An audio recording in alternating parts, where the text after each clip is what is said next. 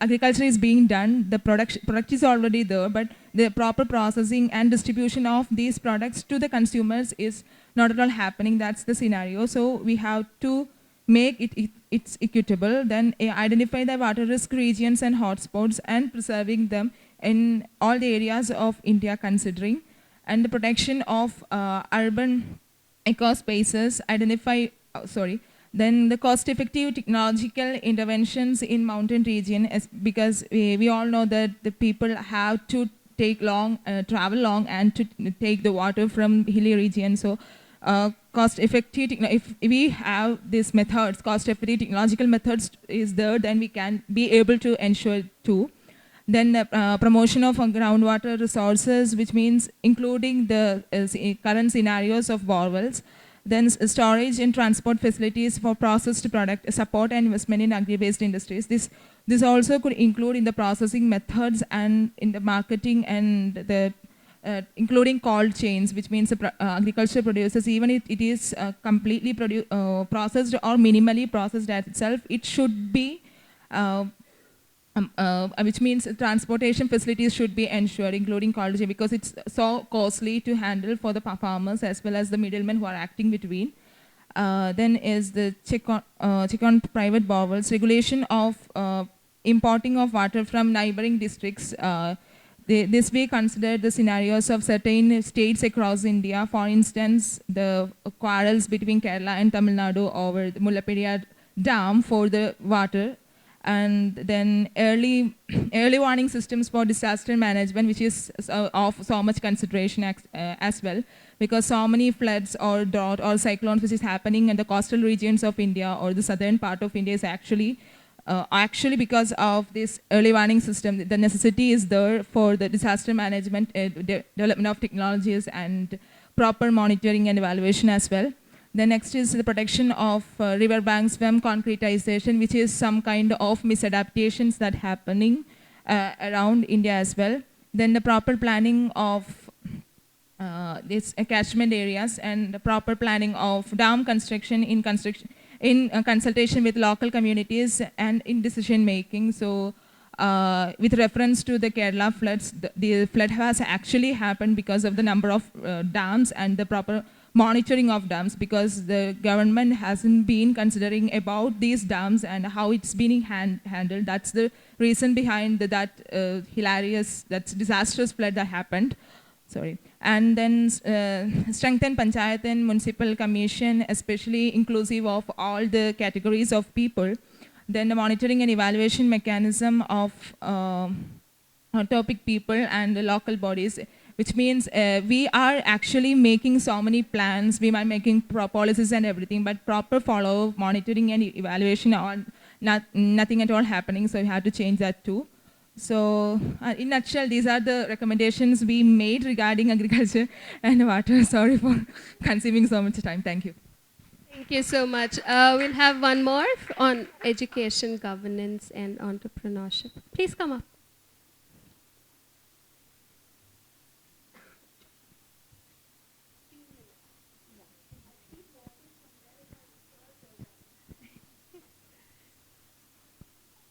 Okay, so in education, one of our point is integration of 17 SDGs goals with national education policies and state education policies in practical, hands-on and organized way, because every social issue start with SDG, is mentioned in SDGs goals. And another point in governance is, according to our youth population, the youth involvement in the government must be there. Thank you. So yeah, in terms of education, so we also suggest development of integrated and knowledge systems, environmental knowledge systems, which means causing awareness about not only general awareness, but whatever product we are consuming, whatever services we are using, the EPD, environmental product declarations that happens, should be made accessible to everyone, common public as well as the regulators. And it's proper dissemination and understanding should be, there should be a common portal for that. But yeah. Policy for every policy of awareness, access and education of social schemes to everyone. It's a normal. कल भी हम village में गए तो they were just saying कि सारा काम हम खुद ही करते हैं. They are not support from government, but there is actual support from government, but the villagers are not able to access it. So we have to make such schemes or such awareness about it that those villagers and the not villagers, everyone get rewarded by the social schemes that were built for them.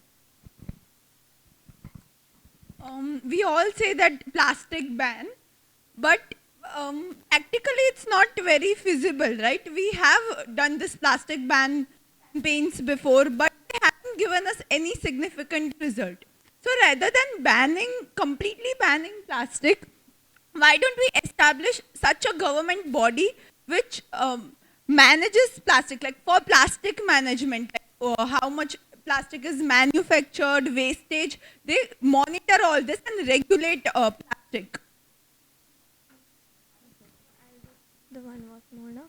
Sanitization of government and other agencies for climate awareness, resilience and promoting environmental volunteers such as special reservation for environmentalists in politician and corporate domain. अब ये चीज़ बहुत होती है, like हर चीज़ के लिए जो sportsman होते हैं उनके लिए कोटा होता है सारी गवर्नमेंट जॉब्स में हर जगह पे. तो अगर जो इन्वायरमेंटलिस्ट होते हैं उनके लिए भी अगर वहाँ कोटा हो, जो पॉलिटिशियन होते हैं वहाँ भी अगर इन्वायरमेंटलिस्ट का कोटा हो, तो इन्वायरमेंटलिस्ट की वैल्यू बढ़ेगी, हर कोई इंसान इन्वायरमेंट को सीरियस लेगा, and it will be benefited for every environmentalist out there. So for innovation and entrepreneurship, so we have we can have a development of efficient financial mechanisms for recovery from loss and damage that happens due to climate change. The present scenario is we are not able to reimburse our funds properly and transparently. So if a proper mechanism is developed with then both the monetary and non-monetary evaluation of the loss and damage.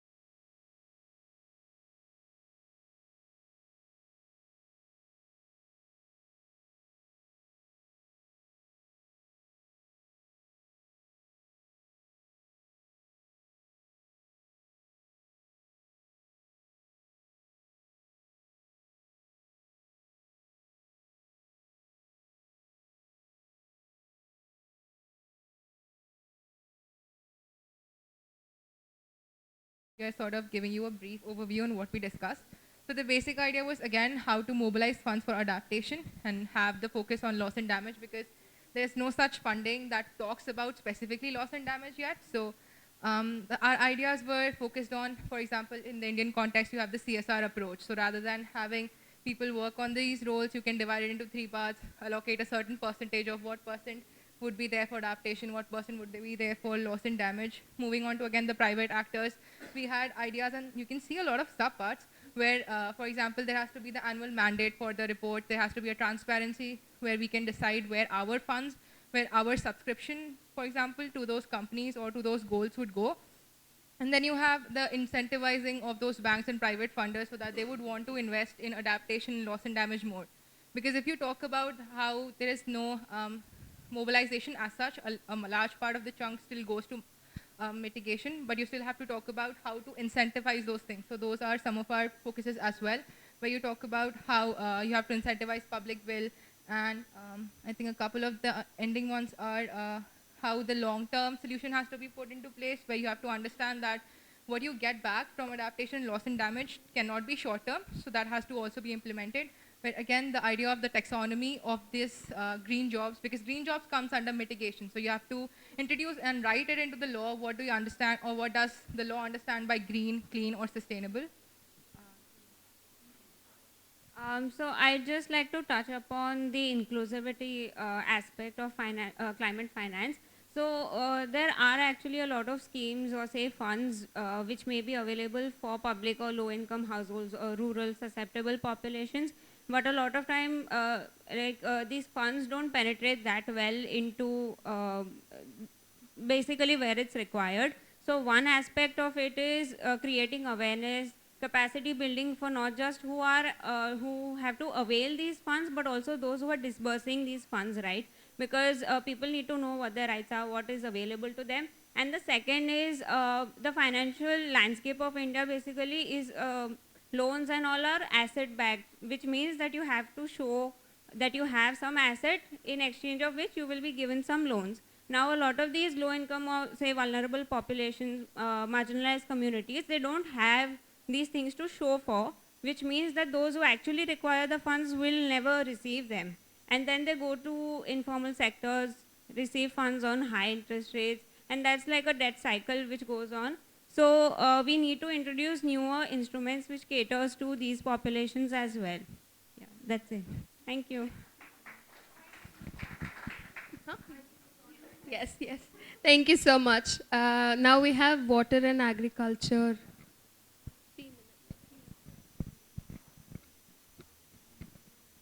So hello everyone. So we are presenting water and agriculture. So we precisely focus on the rural economy and solutions on village level. So we are from agriculture background, and so you can consider this that these recommendations are coming directly from the farmers. So what I would like to say is we would start from is when adopting the sustainable agriculture practices and systems by the farmers, they create and generate ecosystem services. So it is necessary and crucial to incentivize those ecosystem services. So this is one of the first recommendations. Yes, and another thing we try to recommend is that when these ecosystem services should be monitored, so there should be an independent body which may be governed by the United Nations agencies such as FAO, which does not have any direct influence of government, local government bodies. So yes, and then another thing was the government should include the climate education in primary schools, focusing on environment and agriculture, at least some superficial knowledge about environment and agriculture and how it is interconnected. So when these children come to our age or when they grow up, so it would be easier for them to understand what's going around them. So hello everyone. So the other point regarding the farmers is that the support farmer producer organization to enable group farming, increase productivity and input-output marketing. So this is the major issue we are facing in today's agriculture. So the other thing is the organic fruits and vegetable authorized market, which will have MSPs connect to agriculture ministry, to health and finance ministry. In current scenario, we promote organic farming, but what we can say, the use which we have in our day-to-day life is minimized due to the focused ministry, means the ministry which is involved in this is only the agriculture ministry and not the health ministry. So it's our suggestion to the government to frame the policy or to support this topic. Like if there is a stand of what we can say, health ministry to promote the what we can say, health benefits which we can get from the organic farming, so that the farmers can so that the normal peoples like us can move towards them and to buy more and more to buy more and more organic products. So the next one is government should support community awareness at village, block, district and state level, because it is seen mostly in India that the farmer which has high income, they are promoted mostly for various schemes, or they get more and more schemes which are highly powerful in their village level. But what about the local or poor farmers who can't be aware about these things? So it's the government should encourage or make policies likewise to promote this section of the farmers. So the involvement of local stakeholders, including local farmers, then self-help groups, women, youth, children, through participation approach in policy making. Because in national level, it is seen that various diplomats frame the policy, but there is no involvement of any of the farmers or the leaders who are representing them or the problems which they are facing on the ground level. So these points should be added while making various policies regarding water and agriculture. The next thing is that plantation activities as an ecological service under the category of financial benefits. Each college student from drought affected area shall grow plants which college and NGOs can grow and ecological benefits. Yeah, okay, thank you.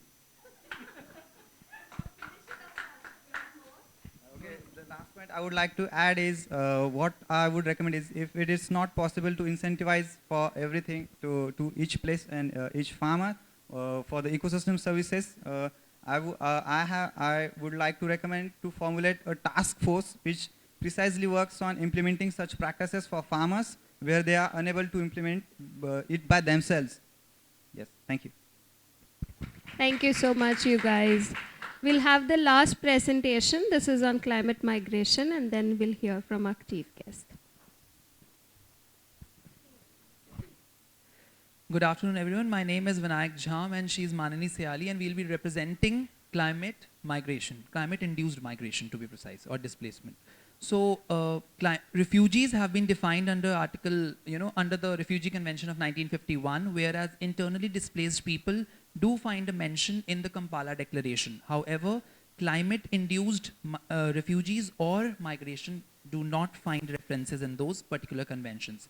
So, for analyzing the issue in question, the entire issue has been categorically divided into two major questions. First, is the protection available to climate-induced displaced people? And second, what are the preemptive measures or government endeavors that should be looked into while deciding the policies prior to occurrence of climate disasters? So here are a plethora of suggestions given by our group. First is lack of data on internally displaced people. So database is to be created for the same. Second, prioritize the vulnerable communities that, as a part or as an extravaganza of the intersectional debate.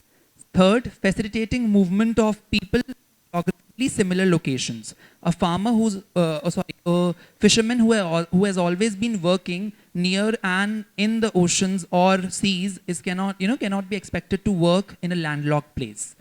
Fourth, skill set training. A certain amount of skill set is necessary. Fifth, government housing schemes to pay adequate attention to climate displaced people. Sixth, strengthening the implementation of disaster management plans. Seventh, easing language barriers, restricting migrants' children access to education. Next, ensuring the continuous dissemination of information on climate vulnerability.